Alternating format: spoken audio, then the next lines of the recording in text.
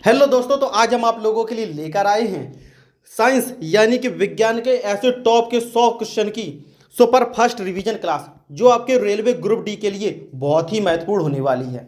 इसलिए साथियों, इस क्लास को लास्ट तक जरूर देखना, बिल्कुल भी मिस मत करना।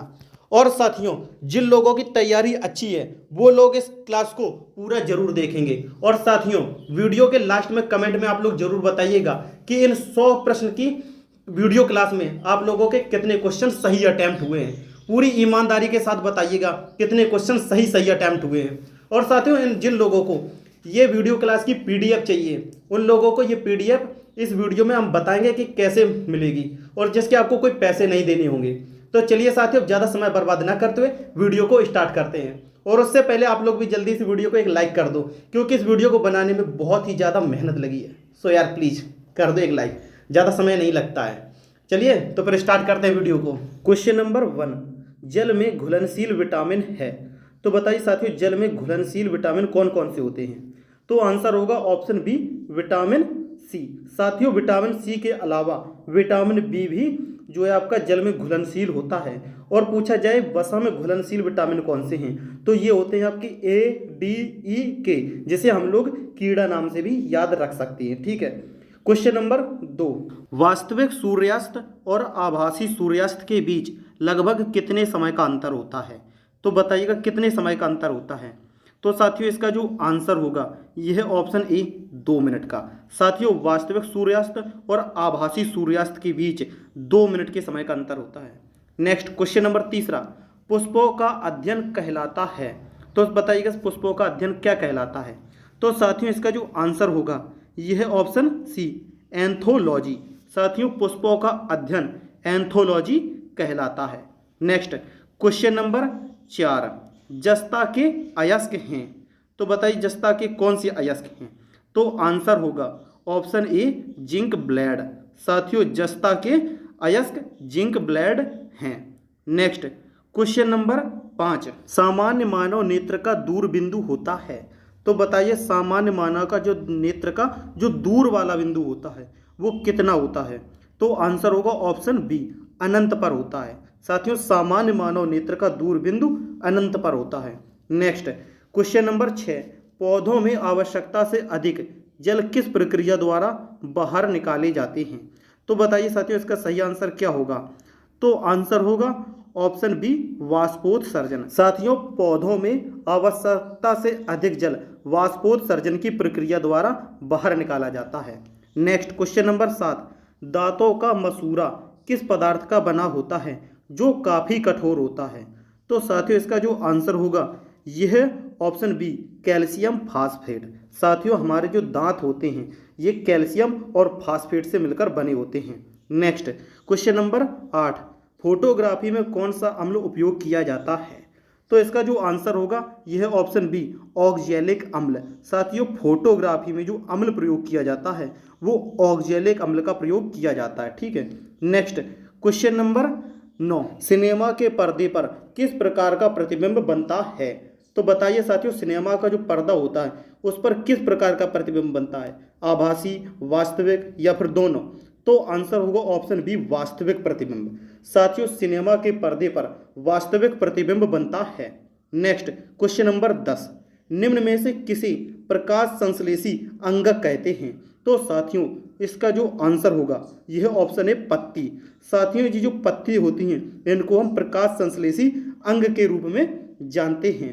नेक्स्ट क्वेश्चन नंबर 11, इमली में कौन सा अम्ल है। बताइए इमली में कौन सा अम्ल होता है, मेथेनोइक अम्ल, टार्ट्रिक अम्ल, लैक्टिक अम्ल या फिर ऑक्जेलिक अम्ल। तो साथियों, इसका जो आंसर होगा ये ऑप्शन बी, टार्ट्रिक अम्ल। साथियों, इमली में टार्ट्रिक अम्ल पाया जाता है। और इसके अलावा साथियों, इमली के अलावा अंगूर में भी टार्ट्रिक अम्ल मिलता है। और साथियों, अगर इसके अलावा देखा जाए तो ये जो लैक्टिक अम्ल होता है ये हमें दही में मिलता है। और ये जो ऑक्जेलिक अम्ल होता है ये हमें टमाटर में मिलता है।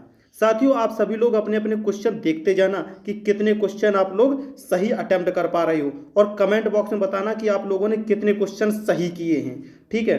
नेक्स्ट क्वेश्चन नंबर 12, कौन रंग है जिसका खतरे के सिग्नल में उपयोग किया जाता है। ये तो साथियों सिंपल सा हर कोई जानता होगा। तो ये है ऑप्शन डी, लाल रंग। साथियों लाल रंग जो होता है ये खतरे के सिग्नल में उपयोग किया जाता है। नेक्स्ट क्वेश्चन नंबर 13 है, पौधे में गैसों के आदान प्रदान के लिए रहते हैं, क्या रहते हैं? जड़, रंध्र, टहनी या फिर ऑप्शन डी, तना। तो साथियों इसका जो आंसर होगा ये है ऑप्शन बी, रंध्र। साथियों पौधों में गैसों के आदान प्रदान करने के लिए रंध्र होते हैं। नेक्स्ट क्वेश्चन नंबर 14, उपचयन अपचयन अभिक्रिया को क्या कहते हैं? तो साथियों इसका जो आंसर होगा यह ऑप्शन बी, रेडॉक्स अभिक्रिया।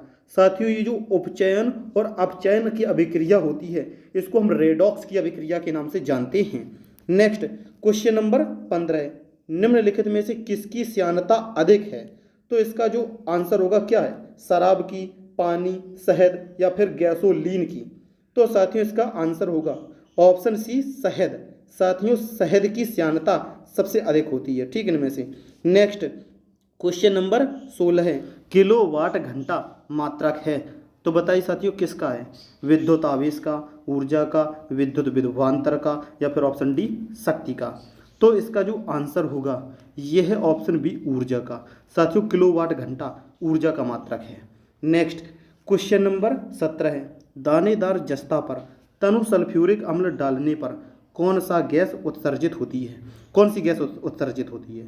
तो इसका जो आंसर होगा यह है ऑप्शन ए, हाइड्रोजन गैस उत्सर्जित होती है। नेक्स्ट क्वेश्चन नंबर 18, फेफड़ा का आकार होता है, तो बताइए साथियों हमारे जो फेफड़ों का आकार होता है वो कैसा होता है? गोलाकार, बेलनाकार, शंक्वाकार या फिर ऑप्शन डी, अंडाकार। तो आंसर होगा ऑप्शन सी, शंक्वाकार। साथियों हमारे फेफड़ों का जो आकार होता है वो शंक्वाकार होता है। नेक्स्ट क्वेश्चन नंबर 19, विद्युत बल्ब का फिलामेंट होता है, तो किसका बना होता है विद्युत बल्ब का फिलामेंट? तांबा का, प्लेटिनम का, टंगस्टन का या फिर इनमें से कोई नहीं? तो आंसर होगा ऑप्शन सी, टंगस्टन का। साथियों विद्युत बल्ब का जो फिलामेंट होता है वो टंगस्टन का बना होता है। Next question number 20, Surya Prakash की उपस्थिति में पौधे CO2 यानी कि कार्बन डाइऑक्साइड और जल से अपना भोजन जिसे बोलें ग्लूकोज तैयार करते हैं, वह कौन सी अभिक्रिया है? तो साथियों इसका जो आंसर होगा यह है ऑप्शन सी, प्रकाश रासायनिक अभिक्रिया। नेक्स्ट क्वेश्चन नंबर 21, उच्च नाइट्रोजन सामग्री वाली कौन सा उर्वरक है? तो साथियों इसका जो आंसर होगा यह है ऑप्शन सी, अमोनियम नाइट्रेट। साथियों उच्च नाइट्रोजन सामग्री वाला ये अमोनियम नाइट्रेट उर्वरक है। नेक्स्ट क्वेश्चन नंबर 22, भोजन का पाचन किस प्रकार की अभिक्रिया है? तो साथियों किस प्रकार की अभिक्रिया बताइए? तो साथियों इसका जो आंसर होगा यह है ऑप्शन ए, उपचयन। साथियों भोजन का पाचन एक उपचयन प्रकार की अभिक्रिया है। नेक्स्ट क्वेश्चन नंबर 23, प्रतिरोधकता का मात्रक है, तो साथियों इसका जो आंसर होगा क्या है? ओम इंटू मीटर, ओम प्रति मीटर या फिर मीटर या फिर कोई नहीं? तो आंसर होगा ऑप्शन ए, ओम मीटर। साथियों प्रतिरोधकता का मात्रक ओम इंटू मीटर होता है। नेक्स्ट क्वेश्चन नंबर 24, जिंक तथा लेड कॉपर की अपेक्षा क्या होते हैं? कम क्रियाशील होते हैं या फिर अधिक क्रियाशील या फिर समान क्रियाशील? तो साथियों इसका आंसर होगा ऑप्शन बी, अधिक क्रियाशील। साथियों ये जिंक तथा लेड कॉपर की अपेक्षा अधिक क्रियाशील होते हैं। क्वेश्चन नंबर 25, हार्मोन शब्द का नामकरण किसने किया था? तो बताइए किसने किया था हार्मोन शब्द का नामकरण? रॉबर्ट ने, अरस्तु ने या फिर बेलिस एवं स्टार्लिंग ने या फिर ब्राउन पोर्टर ने? तो आंसर होगा ऑप्शन सी, बेलिस एवं स्टार्लिंग ने साथियों इस हार्मोन शब्द का नामकरण किया था। नेक्स्ट क्वेश्चन नंबर 26, विद्युत धारा उत्पन्न करने की युक्ति को कहते हैं, क्या कहते हैं इस युक्ति को? तो साथियों इसका आंसर होगा ऑप्शन सी, जनित्र। साथियों विद्युत धारा उत्पन्न करने की जो युक्ति होती है उसको जनित्र कहते हैं। नेक्स्ट क्वेश्चन नंबर 27, अंगूर का किण्वन करना एक है, क्या है एक? तो आंसर होगा ऑप्शन एक, रासायनिक परिवर्तन। साथियों अंगूर का किण्वन करना एक रासायनिक परिवर्तन होता है। क्वेश्चन नंबर 28, हमारी हड्डियों और दांत आमतौर पर किससे बने होते हैं? तो बताइए किससे बने होते हैं हमारी हड्डियां और दांत? साथियों पिछले क्वेश्चन में बताया था हमारे दांत किससे बने होते हैं, उसी से हमारी हड्डियां भी बनी होती हैं। तो आंसर होगा option A try calcium phosphate. साथियों इससे हमारी हड्डियां और दांत बने होते हैं। नेक्स्ट क्वेश्चन नंबर 29, जब एक बार चुंबक दो बराबर हिस्सों में काटा जाता है तो प्रत्येक टुकड़े की ध्रुव शक्ति हो जाती है, क्या हो जाती है? तो आंसर होगा ऑप्शन डी समान रहती है। साथियों चुंबक को अगर आप दो बराबर हिस्सों में काट दोगे तब भी उसके जो ध्रुव होंगे उनकी शक्ति समान ही रहेगी। ठीक है। नेक्स्ट क्वेश्चन नंबर 30, लिटमस रंजक बैंगनी रंग का होता है जो निकलता है, किससे निकलता है? तो आंसर होगा ऑप्शन बी लाइकेन से। साथियों लिटमस रंजक जो हमारा बैंगनी रंग का होता है ये लाइकेन से निकलता है, और साथियों ये लाइकेन कवक और शैवाल से मिलकर बना होता है। ठीक है। नेक्स्ट क्वेश्चन नंबर 31, दर्पण की चौड़ाई को दर्पण का कहा जाता है, क्या कहा जाता है? तो आंसर होगा ऑप्शन सी द्वारक। साथियों दर्पण की चौड़ाई को दर्पण का द्वारक कहा जाता है। ठीक है। नेक्स्ट क्वेश्चन नंबर 32, शुष्क बोझा चूना पर क्लोरीन गैस की क्रिया से कौन सा पदार्थ बनता है? तो बताइए साथियों, जब शुष्क बुझे चूने में क्लोरीन गैस प्रवाहित कर देते हैं तो उससे कौन सा पदार्थ बन जाता है? तो आंसर होगा ऑप्शन बी विरंजक चूर्ण। और साथियों इस विरंजक चूर्ण का अगर आपसे फॉर्मूला पूछ दिया जाए तो ये होता है CaOCl2। ठीक है। नेक्स्ट क्वेश्चन नंबर 33, ऑक्सीजन है तो ऑक्सीजन क्या है? वसा, कार्बोहाइड्रेट, एंजाइम या फिर ऑप्शन डी हार्मोन? तो आंसर होगा ऑप्शन डी एंजाइम। साथियों ऑक्सीजन एक एंजाइम होता है। नेक्स्ट क्वेश्चन नंबर 34, जैव प्रक्रम के अंतर्गत कौन आता है? तो बताइए जैव प्रक्रम के अंतर्गत कौन आता है? तो आंसर होगा ऑप्शन डी ये सभी, पोषण, उत्सर्जन और श्वसन। साथियों जैव प्रक्रम के अंतर्गत ये सभी आते हैं। ठीक है। Next question number 35, solar cooker में प्रयोग किए जाते हैं तो क्या प्रयोग किए जाते हैं, कौन से दर्पण? तो आंसर होगा ऑप्शन ए अवतल दर्पण। साथियों सोलर कुकर में अवतल दर्पण प्रयोग किए जाते हैं। नेक्स्ट क्वेश्चन नंबर 36, एक आम व्यक्ति के रक्त का पीएच मान क्या होता है? तो साथियों रक्त का पीएच मान पूछा जा रहा है, तो आंसर होगा ऑप्शन सी 7.35 से 7.45 तक होता है। क्वेश्चन नंबर 37, हल्दी, लिटमस पत्र आदि किस प्रकार का सूचक है? तो साथियों ये किस प्रकार का सूचक है? संश्लेषित, प्राकृतिक या फिर संश्लेषित एवं प्रकाशित या कोई अन्य? तो आंसर होगा ऑप्शन बी प्राकृतिक। साथियों ये हल्दी, लिटमस पत्र एक प्राकृतिक सूचक माना जाता है जो हमें प्रकृति से प्राप्त होता है। ठीक है। नेक्स्ट क्वेश्चन नंबर 38, गोबर छत्ता किसके अंतर्गत आता है? तो साथियों बताइएगा गोबर छत्ता आप लोगों ने देखा होगा गांव वगैरह में, तो किसके अंतर्गत आता है? तो आंसर है ऑप्शन सी मृतजीवी। साथियों ये गोबर छत्ता मृतजीवी होता है, मतलब मरे हुए सड़े गलों से अपना भोजन प्राप्त करता है। ठीक है। नेक्स्ट क्वेश्चन नंबर 39, रोगियों के नाक, कान, गले आदि की जांच के लिए डॉक्टर प्रयोग करते हैं तो कौन सा दर्पण प्रयोग करते हैं? तो आंसर होगा ऑप्शन सी अवतल दर्पण। साथियों ये नाक, कान, जीभ वगैरह जो है हमारे, इनके लिए डॉक्टर अवतल दर्पण का प्रयोग करते हैं। ठीक है। क्वेश्चन नंबर 40, अपच का उपचार करने के लिए निम्न में से कौन औषधि का उपयोग किया जाता है? तो किस औषधि का उपयोग किया जाता है? तो आंसर होगा ऑप्शन ए एंटासिड। साथियों अपच का उपचार करने के लिए डॉक्टर किस मतलब कि एंटासिड औषधि का उपयोग करते हैं। नेक्स्ट क्वेश्चन नंबर 41, वायुमंडल में सामान्यतः CO2 यानी कि कार्बन डाइऑक्साइड पाया जाता है तो कितना पाया जाता है? तो आंसर होगा ऑप्शन डी 0.03%। साथियों हमारे वायुमंडल में कार्बन डाइऑक्साइड 0.03% होती है। नेक्स्ट क्वेश्चन नंबर 42, निम्नलिखित पदार्थों में से किसके तापमान में वृद्धि के साथ प्रतिरोध कम हो जाता है? तो इसका जो आंसर होगा यह है ऑप्शन ए शुद्ध सिलिकॉन। साथियों शुद्ध सिलिकॉन इसमें तापमान में वृद्धि करने के साथ इसकी प्रतिरोधकता कम हो जाती है। नेक्स्ट क्वेश्चन नंबर 43, निम्न में कौन ऑक्सीकरण नहीं है? तो साथियों इसका आंसर होगा ऑप्शन बी अवक्षेपण। साथियों ये हमारा अवक्षेपण में ऑक्सीकरण नहीं है, बाद बाकी ये दहन होता है मतलब जलना, ये ऑक्सीजन की उपस्थिति में। और भोजन का पाचन जो होता है, ये इसको मतलब जो भोजन पचता है ये भी हमारे भोजन का ऑक्सीकरण होता है, ठीक है। और ये जो श्वसन की प्रक्रिया होती है इसमें भी हम ऑक्सीजन ग्रहण करते हैं, इसलिए इसका भी ऑक्सीकरण होता है। ले और ये अवक्षेपण में नहीं होता है, इसलिए इसका सही आंसर ऑप्शन बी हो जाएगा। क्वेश्चन नंबर 44, छाया में पनपने वाले पौधे को क्या कहते हैं? तो क्या कहते हैं छाया में पनपने वाले पौधे को? तो आंसर होगा ऑप्शन सी, सियोकाइटस। साथियों, छाया में पनपने वाले पौधे को सियोकाइटस कहा जाता है। नेक्स्ट क्वेश्चन नंबर 45, मोटर गाड़ी के चालक के सामने लगा रहता है तो कौन सा दर्पण लगा रहता है? तो आंसर होगा ऑप्शन सी, उत्तल दर्पण। साथियों, जो गाड़ी चालक होते हैं उनके साइड में जो मिरर लगे होते हैं वो उत्तल दर्पण के बने हुए होते हैं, ठीक है। नेक्स्ट क्वेश्चन नंबर 46, प्राकृतिक गैस का दहन किस प्रकार का रासायनिक अभिक्रिया है? ठीक है, तो इसका जो आंसर होगा यह ऑप्शन सी, ऊष्माक्षेपी अभिक्रिया।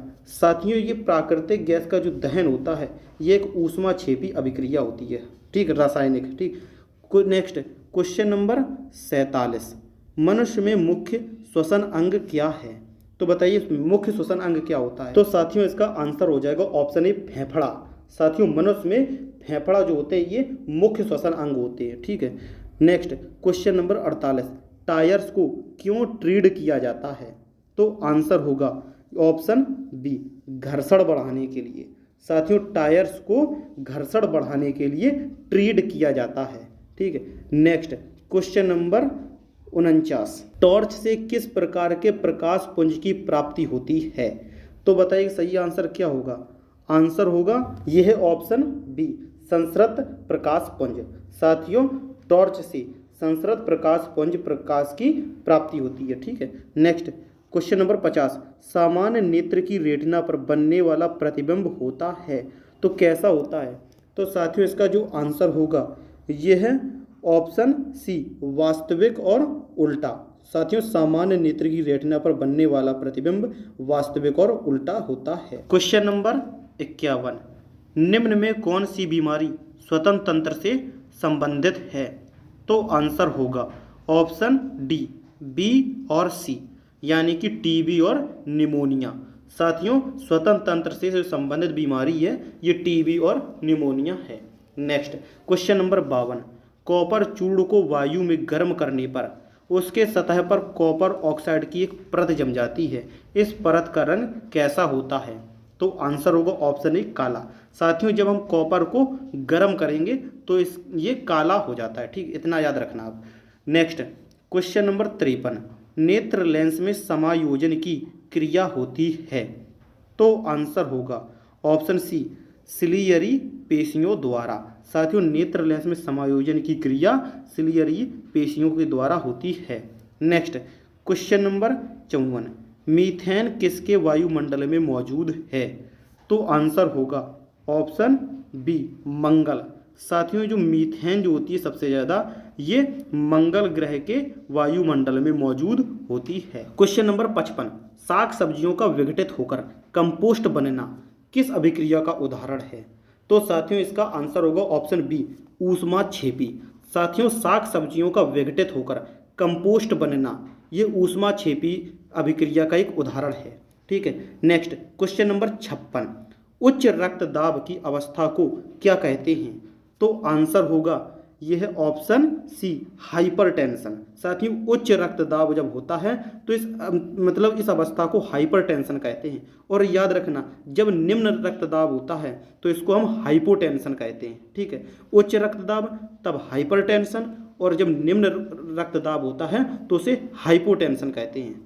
नेक्स्ट क्वेश्चन नंबर 57, किसी नेत्र का निकट बिंदु है तो कितना होता है नेत्र का निकट बिंदु? तो आंसर होगा ऑप्शन बी, 25 सेंटीमीटर। साथियों, नेत्र का जो निकट बिंदु ये 25 सेंटीमीटर होता है। Next question number 58, sodium hydroxide का पीएच मान लगभग है तो कितना है? तो आंसर होगा ऑप्शन डी, 14 है। साथियों, सोडियम हाइड्रोक्साइड का पीएच मान 14 होता है। नेक्स्ट क्वेश्चन नंबर 59, पृथक्करण का नियम किसने दिया था? तो बताइए साथियों पृथक्करण का नियम किसने दिया था? तो आंसर होगा ऑप्शन सी मेंडल ने। साथियों पृथक्करण का नियम मेंडल ने दिया था। नेक्स्ट क्वेश्चन नंबर 60, निकट दृष्टि दोष वाला व्यक्ति के चश्मे में लगा होता है तो कौन सा लेंस लगा होता है? तो आंसर होगा ऑप्शन बी अवतल lens.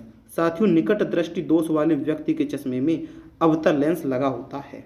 Next question number 61, magnesium के रिबन के दहन होने पर किस प्रकृति का लौ उत्सर्जित होता है?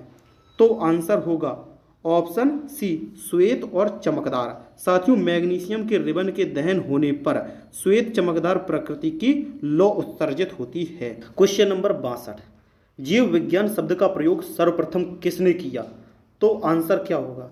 आंसर होगा ऑप्शन ए लेमार्क तथा ट्रेवीरेनस ने।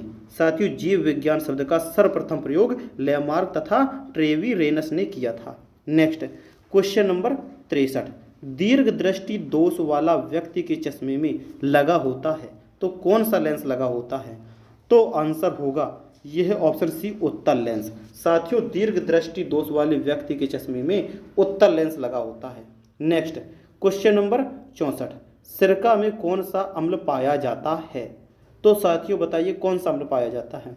तो आंसर होगा यह ऑप्शन डी एसिटिक अम्ल। साथियों सिरके में एसिटिक अम्ल पाया जाता है। क्वेश्चन नंबर 65, ब्रेन ट्यूमर को हटाने के लिए और कैंसर के इलाज में इस्तेमाल होने वाला आइसोटोप है तो इसका सही आंसर होगा ऑप्शन डी CO60 यानी कि कोबाल्ट 60। साथियों ब्रेन ट्यूमर और कैंसर के इलाज में इस्तेमाल होने वाला जो होता है ये कोबाल्ट 60 होता है। क्वेश्चन नंबर 66, जीव विज्ञान के जनक के नाम से जाने जाते हैं तो कौन जाने जाते हैं जीव विज्ञान के जनक के रूप में? तो आंसर होगा ऑप्शन सी अरस्तु। साथियों जीव विज्ञान के जनक के नाम से अरस्तु को जाना जाता है। ठीक है, यानी कि अगर पूछा जाए तो जीव विज्ञान के फादर ये अरस्तु हैं। नेक्स्ट क्वेश्चन नंबर 67, तेज प्रकाश में पुतली का आकार कैसा हो जाता है? तो आंसर होगा ऑप्शन बी छोटा। साथियों जब तेज प्रकाश होता है तो हमारी आंख की पुतली छोटी हो जाती हैं, याद रखना। नेक्स्ट क्वेश्चन नंबर 68, निम्न में कौन विजातीय यौगिक है? तो कौन सा विजातीय यौगिक है? प्लास्टर ऑफ पेरिस, खड़िया, संगमरमर या फिर ऑप्शन डी चूना पत्थर? तो आंसर होगा option A plaster of Paris. साथियों ये प्लास्टर ऑफ पेरिस एक विजातीय यौगिक है। ठीक है, नेक्स्ट क्वेश्चन नंबर 69, वनस्पतिक विज्ञान के जनक के नाम से जाने जाते हैं तो साथियों इसका जो आंसर होगा यह ऑप्शन ए थियोफ्रेस्टस। साथियों वनस्पति विज्ञान के जनक के रूप में थियोफ्रेस्टस जाने जाते हैं। क्वेश्चन नंबर 70, तेज प्रकाश में पुतली का आकार कैसा हो जाता है? तो आंसर होगा ऑप्शन बी छोटा। तेज प्रकाश में पुतली का आकार छोटा हो जाता है। साथियों यह क्वेश्चन शायद हम पीछे क्वेश्चन में भी कर चुके हैं, शायद यह डबल बार रिपीट हो गया। ठीक है, नेक्स्ट क्वेश्चन देखते हैं। क्वेश्चन नंबर 71, हीमोग्लोबिन का संरचनात्मक घटक है तो क्या है हीमोग्लोबिन का संरचनात्मक घटक? तो आंसर होगा ऑप्शन सी लोहा। साथियों हीमोग्लोबिन का संरचनात्मक घटक लोहा होता है। नेक्स्ट क्वेश्चन नंबर 72, नींबू के रस का पीएच मान लगभग होता है तो कितना होता है नींबू के रस का पीएच मान? तो आंसर होगा ऑप्शन बी 2.2। साथियों नींबू के रस का पीएच मान 2.2 होता है जो कि अम्लीय होता है। ठीक है, नेक्स्ट क्वेश्चन नंबर 73, बॉटनी शब्द की उत्पत्ति किस भाषा के शब्द से हुई है? तो बताइए किस भाषा के शब्द से हुई है? तो आंसर होगा ऑप्शन ए ग्रीक। साथियों बॉटनी शब्द की उत्पत्ति ग्रीक भाषा के शब्द से हुई है। नेक्स्ट क्वेश्चन नंबर 74, दूरदृष्टि दोष वाली आंखें साफ साफ देख सकती हैं तो क्या देख सकती है, कितने दूर की? तो आंसर होगा ऑप्शन सी दूर की वस्तुओं को। ठीक है साथियों, दूरदृष्टि वाली आंखें साफ साफ दूर की वस्तुओं को देख सकती हैं लेकिन निकट की वस्तुओं को नहीं देख सकती। नेक्स्ट क्वेश्चन नंबर 75, मधुमक्खी के डंक मारने पर किस पदार्थ से उपचार करना लाभकारी है? तो साथियों इसका आंसर होगा ऑप्शन ए बेकिंग सोडा। साथियों बेकिंग सोडा का इस्तेमाल करना चाहिए मधुमक्खी के डंक के उपचार में। ठीक है, नेक्स्ट क्वेश्चन नंबर 76, फाइकोलॉजी में किसका अध्ययन किया जाता है? तो साथियों इसका जो आंसर होगा यह है ऑप्शन बी, शैवाल। साथियों फाइकोलॉजी में शैवाल का अध्ययन किया जाता है। नेक्स्ट क्वेश्चन नंबर 77, मानव नेत्र में जो बिंदु प्रकाश के लिए बिल्कुल सुग्राही नहीं रहता उसे कहते हैं, तो क्या कहते हैं उसे? तो आंसर होगा ऑप्शन बी, अंध बिंदु। ठीक है। नेक्स्ट क्वेश्चन नंबर 78, मुंह साफ करने के लिए किस प्रकार के मंजन का व्यवहार करना चाहिए जिससे कि दंत क्षय रोका जा सके? तो इसका आंसर होगा ऑप्शन बी, क्षारकी दंत मंजन। साथियों इससे दंत क्षय को रोका जा सकता है। क्वेश्चन नंबर 79, खमीर ... का एक उदाहरण है, तो किसका उदाहरण है खमीर? तो आंसर होगा ऑप्शन बी, कवक। साथियों खमीर कवक का एक उदाहरण है। नेक्स्ट क्वेश्चन नंबर 80, पर्यावरण का अध्ययन जीव विज्ञान की किस शाखा के अंतर्गत किया जाता है?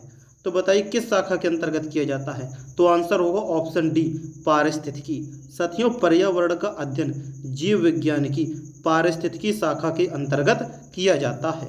नेक्स्ट क्वेश्चन नंबर 81, मानव नेत्र में होता है, तो क्या होता है मानव नेत्र में? तो साथियों इसका जो आंसर होगा यह है ऑप्शन सी, उत्तल लेंस। साथियों मानव नेत्र में उत्तल लेंस होता है। ठीक है। नेक्स्ट क्वेश्चन नंबर 82, निम्न में कौन अधातु विद्युत का सुचालक है? तो साथियों इसका जो आंसर होगा यह है ऑप्शन ए, ग्रेफाइट। साथियों ये ग्रेफाइट एक अधातु है लेकिन यह विद्युत की सुचालक होती है। ठीक है। नेक्स्ट क्वेश्चन नंबर 83, उदय और अस्त होते समय सूर्य दिखाई देता है, तो किस कलर का दिखाई देता है? लाल, नीला, काला या फिर पीला? तो आंसर होगा ऑप्शन ए, लाल। साथियों जब आप लोग देखोगे जब सूर्य उदय होता है और अस्त होता है उस टाइम हमें सूर्य लाल दिखाई देता है। ठीक है। क्वेश्चन नंबर 84, डेंड्रोलॉजी का संबंध है, तो बताइए किससे है? पौधों के अध्ययन से, पुष्पों के अध्ययन से, झाड़ियों के अध्ययन से या फिर वृक्षों के अध्ययन से? तो आंसर होगा ऑप्शन सी, झाड़ियों के अध्ययन से डेंड्रोलॉजी का संबंध है। नेक्स्ट क्वेश्चन नंबर 85, निम्न में से किस धातु को चाकू से काटा जा सकता है? तो आंसर बताइएगा किस धातु को चाकू से काटा जा सकता है? तो आंसर होगा ऑप्शन सी, सोडियम।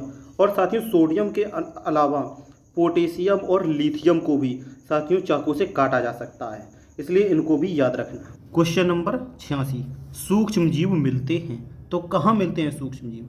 तो साथियों ये रेतीली मिट्टी में भी मिलते हैं, लवण युक्त पानी में भी मिलते हैं, दलदल भूमि में भी मिलते हैं, तो इसलिए इसका सही आंसर हो जाएगा ऑप्शन डी, इन सभी में सूक्ष्म जीव मिलते हैं। नेक्स्ट क्वेश्चन नंबर 87, विद्युत चुंबक बनाने के लिए प्रायः किस पदार्थ के छड़ का उपयोग किया जाता है? तो साथियों इसका सही आंसर बताइएगा किस छड़ का? तो आंसर होगा ऑप्शन बी, नरम लोहे का। ठीक है। नेक्स्ट क्वेश्चन नंबर 88, आयनिक यौगिकों के गलनांक एवं क्वथनांक कैसे होते हैं?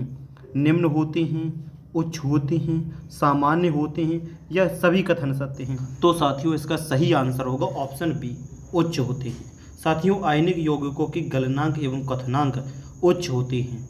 नेक्स्ट क्वेश्चन नंबर 89, साइनोकोबालामिन है, तो क्या है साइनोकोबालामिन? तो साथियों इसका आंसर होगा ऑप्शन डी, विटामिन B12। साथियों विटामिन B12 का रासायनिक नाम साइनोकोबालामिन है। नेक्स्ट क्वेश्चन नंबर 90, विषाणु वृद्धि करता है, तो बताइए किन कोशिकाओं में वृद्धि करता है विषाणु? तो आंसर होगा जीवित कोशिकाओं में। साथियों जो विषाणु वायरस होता है ये जीवित कोशिकाओं में वृद्धि करता है, और अगर ये मतलब कोशिकाओं से अगर बाहर निकल जाए मतलब वायुमंडल में आ जाए तो ये निर्जीव हो जाता है, और जैसे ही ये कोशिकाओं में प्रवेश करता है ये जीवित हो जाता है। ठीक है। नेक्स्ट क्वेश्चन नंबर 91, विद्युत चुंबकीय प्रेरण की खोज किसने की थी? तो बताइए किसने की थी? तो आंसर होगा ऑप्शन सी, फैराडे ने। साथियों विद्युत चुंबकीय प्रेरण की खोज फैराडे ने की थी।